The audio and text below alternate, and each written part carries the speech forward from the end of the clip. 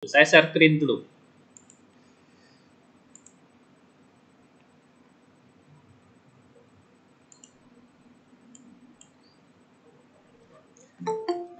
Monitor salah satu, apakah sudah tampil? Sudah, Pak. Oke, terima kasih. Ya. Sudah, Pak. Terima kasih tanggapannya. Baik, kita mulai saja ya untuk kuliah atau visit PBL minggu ke-8 pada hari ini.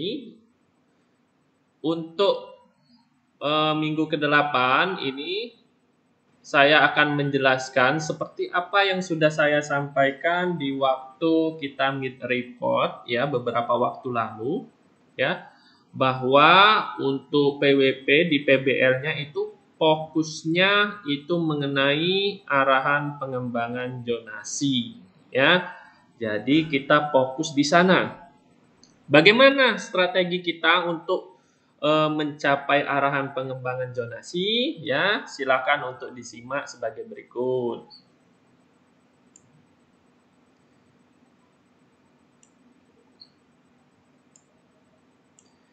Nah, jadi setelah UTS ini fokusnya adalah pengembangan zonasi. Ya. Jadi arahan pengembangan zonasi. Kalau sebelumnya kalian itu kan sudah membuat rencana zonasi, itu didasari dengan peta tentatif dan kondisi existing di lapangan. Nah, ke depan itu tinggal ditambahi dengan arahan pengembangan zonasi, ya. Kemudian selain itu, tambahan kajiannya adalah mengidentifikasi permasalahan lingkungan. Ya. Jadi mengidentifikasi permasalahan lingkungan. Bagaimana? Nanti ada contohnya. Kemudian arahan pengembangan zonasi yang menjadi fokus kita itu harus ada dasar, ya, didasarkan oleh berbagai data geospasial. Baik itu secara primer maupun sekunder. Primer itu apa, Pak? Ya, data yang diambil secara langsung di lapangan. Contohnya apa? Nah, kalian kan selain PWP ada juga peta topografi ya di Pak Oktav ya, kondisi geomorfologi ya, pasang surut dan sebagainya. Nah, itu adalah data primer ya. Sedangkan data sekunder contohnya data geologi dan data-data sekunder lainnya. Jadi ya, ketika kalian membuat arahan pengembangan zonasi yang menjadi fokus kita setelah UTS itu harus memiliki dasar. Ya. Ya, seperti itu. Contoh, ini contoh ya. Di lokasi PBL untuk mata kuliah dengan Pak Oktav, kalian punya peta topografi. Nah, jadi peta topografi itu harus diintegrasikan hasilnya dengan PWP PBL-nya atau peta rencana zonasinya. Ya, contohnya ketika kondisi topografi datar ya berdasarkan peta topografi, maka lokasi ini bagusnya diperuntukkan untuk apa? Contohnya untuk zona ekonomi. Di zona ekonomi itu kan macam-macam ya, namanya ekonomi ada aktivitas yang kaitannya dengan ekonomi bisnis seperti homestay, jualan-jualan, merchandise, dan sebagainya. Yang kaitannya untuk mendukung kegiatan wisata di Sembulang. Itu contoh. Ya, sekali lagi itu contoh. Nah, bagaimana dengan data-data yang lain? Nah, silakan kalian untuk kreativitas di sini. Ya, misalnya data geomorfologi. Kira-kira kalau dengan data geomorfologi ini, kita bisa mengembangkan apa sih di Sembulang?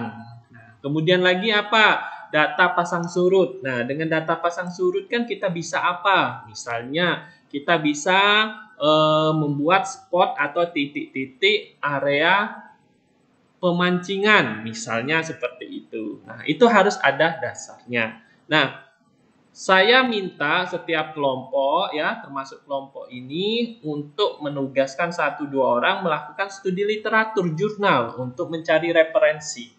Kira-kira di jurnal ya silahkan dicari untuk pengembangan suatu wilayah, ya, zonasi, kira-kira dengan dasar apa kita bisa membuat apa. Nah, itu silakan kalian lakukan studi literatur, ya. Oke, selanjutnya.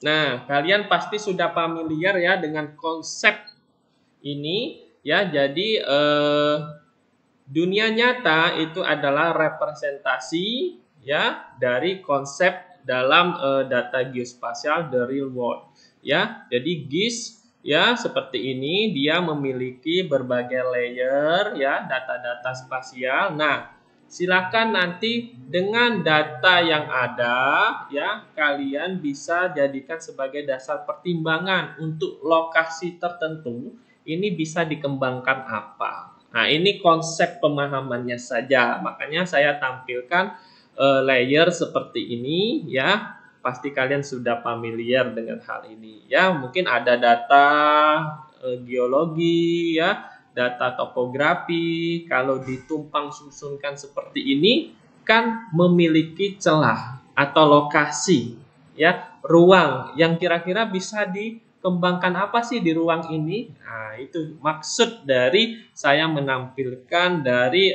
ilustrasi gambar ini. Oke, selanjutnya. Nah, ini adalah peta zonasi peruntukan ruang yang sudah kalian hasilkan, ya, dan sudah dipresentasikan di Meet Report kemarin. Nah, tinggal dicari, ya, ruang-ruang yang masih kosong di sini dengan pertimbangan data geospasial tadi, kira-kira bisa dikembangkan apa lagi. Nah, tinggal dicari, ya. Saya kira seperti itu. Oke, selanjutnya. Ini adalah hasil kalian juga, ya, gabungan sama seperti sebelumnya. Saya kira ini sudah oke, ya, tidak ada perbaikan yang signifikan, nanti paling perbaikan minor, ya. Selanjutnya, nah, ini yang akan saya jelaskan terkait fokus tadi. Selain arahan pengembangan zonasi, kalian saya minta, ya, setiap kelompok untuk mengidentifikasi, narasikan permasalahan lingkungan apa yang ditemukan di lokasi Sembulang kemarin, ya. Jadi silakan kalian identifikasi saja, kemudian narasikan. Fungsinya apa? Kalian menarasikan ini nanti untuk memperkaya, ya, khasanah pembahasan di laporan saja, ya. Jadi tidak perlu ke lapangan lagi, tidak, ya. Jadi silakan nanti identifikasi, ya, di lokasi PBL kemarin kira-kira, ya, menurut kelompok kalian ada permasalahan lingkungan apa. Nah, ini ada contoh, ya. Contoh di salah satu teluk di Indonesia mengenai bagaimana pengembangan pesisirnya, itu ada permasalahan lingkungan sedimentasi, ya. Kira-kira di lokasi PBL kalian kemarin Sembulang ada tidak permasalahan sedimentasi? Ya, kemudian sampah dan limbah rumah tangga. Nah, bagaimana? Ada tidak di lokasi PBL kalian? Nah, kemudian adanya degradasi mangrove, ya, terumbu karang, lamun, dan sebagainya. Nah, kira-kira ada tidak di lokasi PBL Sembulang kalian? Silahkan kalian identifikasi setiap kelompok, ya, kemudian dinarasikan. Nah, ini tambahannya. Tujuannya untuk memperkaya, ya, nanti di pembahasan pada saat pelaporan. Oke. Selanjutnya, ya, ini adalah contoh arahan pengembangan zonasi, ya, di salah satu pesisir di Teluk Ambon, ya. Ini dapat dilihat bahwa di sini terdapat zona-zona, ya, yang dibuat untuk arahan pengembangan daerah pesisir, ya. Kemudian ini contoh selanjutnya, ya, di zona 2 karena di Teluk yang sebagai contoh ini dia dibagi ke beberapa zona, ya. Saya kira seperti itu. Nah, di sini ada contohnya, ada rehabilitasi lamun. Nah, kira-kira menurut kalian di kelompok kalian, ya, ada degradasi lingkungan tidak, ya, di lokasi PBL-nya? Contohnya Ada terjadi degradasi mangrove, Pak. Karena di sana ada mangrove, tetapi secara ekosistem mangrove di daerah lokasi PBL kurang berkembang. Sehingga kalian memiliki pemikiran arahan perlu adanya titik spot lokasi untuk rehabilitasi mangrove. Nah, silahkan kalian buat nanti titik spot rehabilitasi mangrove-nya di mana dan dengan pertimbangan dasar tertentu. Ya, saya kira seperti itu. Oke, selanjutnya ini zona 3 ya, zona 3 ya. Ini juga ada contohnya area memancing. Ya, ini contoh. Nah, kira-kira di tempat lokasi PBL kalian perlu tidak dibuat spot atau area untuk area memancing? Nah, silakan kalian diskusikan kreativitas kelompok ya.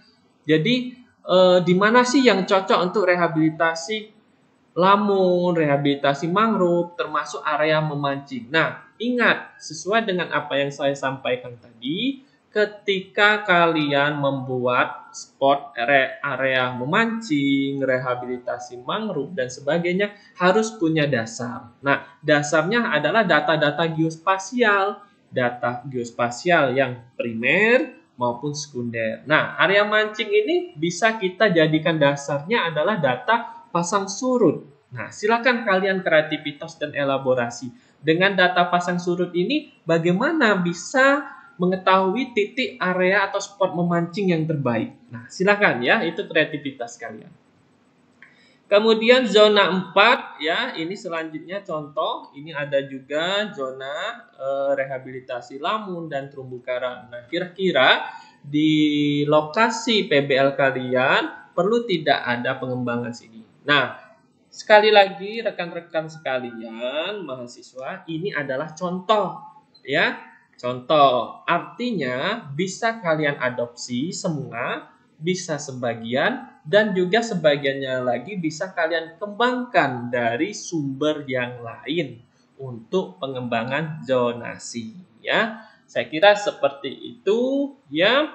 Nah, jadi yang kalian buat adalah setiap kelompok adalah satu peta arahan pengembangan zonasi. Ingat ya, di contoh ini kan 4. Ini hanya contoh 4 karena dia wilayahnya luas dibagi ke dalam zona 1 sampai 4. Nah, sedangkan di kalian kan sudah dibagi per kelompok. Nah, jadi silakan kalian ya berdiskusi ya, kira-kira di wilayah kelompok kalian ini cocoknya dikembangkan apa? Ya, silakan kreativitas. Jadi membuat satu sesuai dengan wilayah kelompok masing-masing. Nah, nanti minggu depan itu harus sudah ada progres. Ya, nanti silakan ya disampaikan ke saya progresnya ya mengenai arahan pengembangannya, progres dulu saja ya. Target kita ya, nanti kalau setiap kelompok sudah ada progres, saya anggap oke. Nanti ada sesi di mana minggu tertentu kalian akan menggabungkan ya kelompok 1 sampai 8 mengenai arahan pengembangan zonasi. Sama seperti instruksi saya sebelum UTS kemarin, kerjakan dulu setiap lokasi per kelompok, kemudian baru digabungkan. Nah, ini sama. Jadi, sistemnya sama. Kerjakan dulu setiap kelompok, nanti kita gabungkan kelompok 1 sampai 8 menjadi satu kesatuan wilayah kepesisiran. Ya, saya kira seperti itu. Nah, nanti targetnya ini presentasi di waktu UAS adalah fokus kepada arahan pengembangan zonasi. Ya, nanti kan ada presentasi juga sama seperti mid report kemarin. Ya, saya kira kemungkinan ada presentasi arahan pengembangan zonasi dan juga identifikasi permasalahan lingkungannya. Ya. Oke, terima kasih. Nah, karena sudah saya jelaskan ya apa yang akan saya sampaikan, selanjutnya jika ada yang ingin ditanyakan saya persilahkan. Saya stop sharing terlebih dahulu.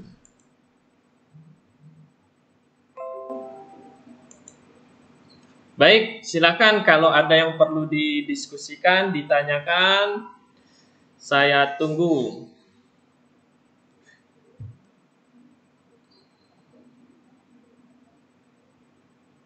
Pak, mau nanya. Baik, silakan. Siapa, Pak Dila ya? Iya Pak. Pak Ini Dila. untuk yang, nah kan tadi Bapak bilang minggu depan udah ada progres. Ya. Terus kalau misalnya kelompok kami progresnya itu baru cuman sampai kayak belum terbuat nih Pak layoutnya, baru kayak terkumpul aja gitu loh. Kita mau ngembangin apa-apa aja nih di lingkungan itu nggak apa-apa ya Pak? Boleh. Nggak harus sampai layoutnya siap kan Pak? Boleh. Yang penting Yang nanti penting ada progres. ya progres, ya ditampilkan, ya pokoknya saya bisa dilihat lah atau di screenshot kayak gitu. Baik Pak, terima kasih. Ya, boleh. Namanya progres kan? Ya. Targetnya adalah selesainya kapan Pak?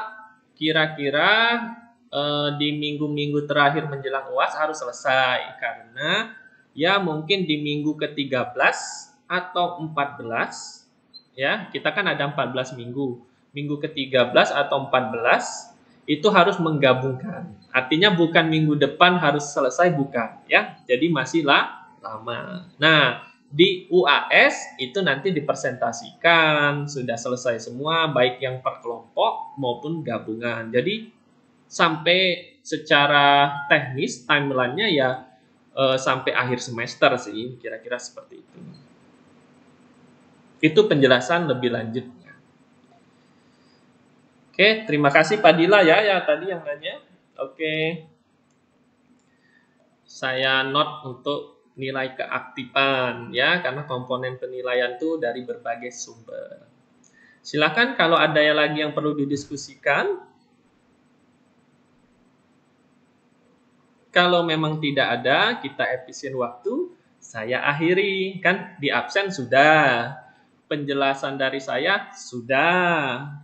Yang bertanya ada juga sudah. Kalau sudah, saya tutup ya. Kalian bisa mungkin melanjutkan aktivitas lainnya.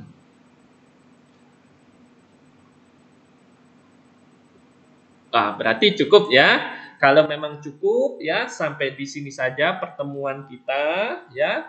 Terima kasih atas kehadirannya yang sudah hadir ya. Jangan lupa untuk menjalankan protokol kesehatan ya. Ya, kalau